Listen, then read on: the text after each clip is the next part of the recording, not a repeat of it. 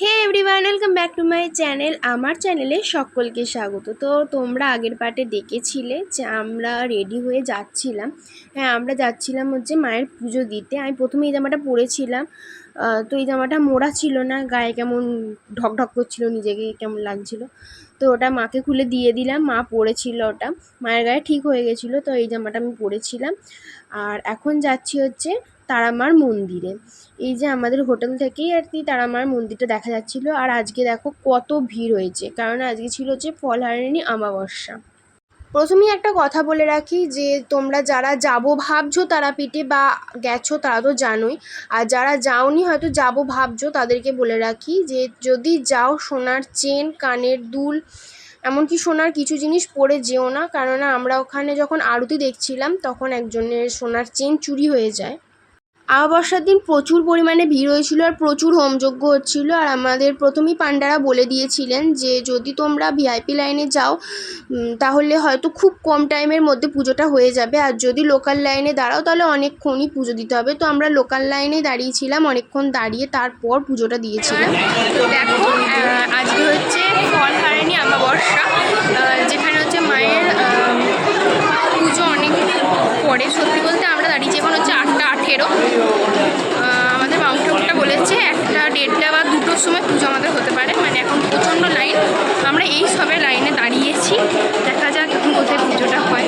কিছুক্ষণ সময় যেতে না যেতে আমি একবারই অধৈর্য হয়ে পড়ি, আর অনেকক্ষণ না খেয়ে থাকার জন্য আমার মাথা ঘোরাচ্ছিল প্রচণ্ড পরিমাণে, আর প্রচুর পরিমাণে সেদিন গরমও ছিল।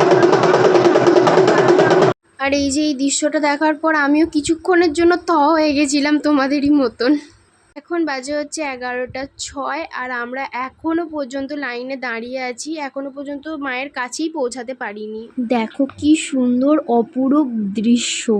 তখনও আমরা এখানে লাইনে দাঁড়িয়ে ঘুমে চোখ ঢুলুঢুলু করছে আমাদের সকলের। ফাইনালি আমরা ওপরে আসতে পেরেছি, তাও শুধুমাত্র পান্ডার জন্য, কেননা আমাদের আগে যারা ছিল তাদেরকে ঢুকিয়ে দেওয়ার পর গেটটাকে বন্ধ করে দেওয়া হয়েছিল, কেননা অত রাতে যেহেতু বলেছিলাম ফলহারিণী অমাবস্যা ছিল, তার জন্য রাত্রিবেলা পুজো হবে বলে গেটটা বন্ধ করে দেওয়া হয়েছিল। তো পান্ডা বললেন যে না, এনাদের ফ্যামিলিটাকে ছেড়ে দেওয়া হোক। তো আমাদের ফ্যামিলিটাকে ছাড়া আর কাউকে ঢুকতে দেওয়া হয়নি, তারপরেই গেট বন্ধ করে দেওয়া হয়েছিল। তো তারপর আমি আর কোনো ভিডিও করতে পারিনি, তার কারণ হচ্ছে ভেতরে ভিডিও করা অ্যালাউ ছিল না। তো আমরা বাইরে বেরিয়ে চলে এসেছি, আর তখন হচ্ছে বাজে 12:30, আর আমরা তখনও কিছু খাইনি। তো এখান থেকে বেরিয়ে এবার আমরা খাওয়ার ওখানেই যাব সোজা, কেননা আমাদের প্রচণ্ড খিদে পেয়ে গেছে। মা ডেকেছেন আর সন্তানদের কি না খাইয়ে রাখতে পারে। আমরা অনেক রাতে এসেছিলাম আর সবাই দরজা ফরজা বন্ধ করে শুয়ে পড়েছিল। প্রায় আধ ঘন্টা ডাকাডাকি করার পরেও কেউ দরজা যখন খুললো না, তখন মেসোরা সবাই ওপরে গেল, ওপরে গিয়ে দেখলো ওরা ঘুমোচ্ছে। তো ওদেরকে ডেকে তোলার পর আমরা ভেতরে গিয়ে খাবার খেলাম। আর খাবার খেয়ে হোটেলে এসে দেখছি হোটেলও বন্ধ হয়ে গেছে। অনেকবার ফোন করছিলাম, ফোনও তুলছিলেন না। তো অনেকক্ষণ শাটারে মারার পর, মানে ধাক্কা মারার পর ওনারা বেরিয়ে এলেন এবং হোটেলের রুম খুললেন, আর আমরা তারপরই ভেতরে ঢুকতে পেরেছিলাম। অনেক রাতে পুজো দিয়ে আসার পর আমরা এইসবের রুমে ঢুকলাম, এখন হয়তো 2:30 বাজবে। আজকে আমাদের কোনো রকমভাবে এনার্জি নেই। তো যাই হোক, আজকের ভিডিওটা এতটাই। তোমাদের যদি ভালো লেগে থাকে তাহলে সাবস্ক্রাইব করো, লাইক করো, শেয়ার করো, কমেন্ট করো, আর পাশে থেকো। Thanks for watching.